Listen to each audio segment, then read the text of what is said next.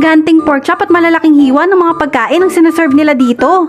Halika at tikman natin itong tumitrending na kainan dito sa Marikina. Hello mga mare! Welcome to another episode of our Gala and Food Trip Vlogs!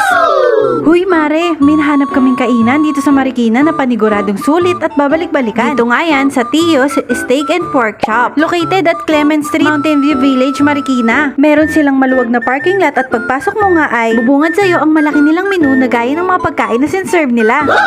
Ito naman yung dining area nila na sobrang cozy. At gabi na nga nung pumunta kami kaya siguro hindi masyadong matao. Ay mare, sinasabi ko sa'yo, ang sarap nga kumain dito.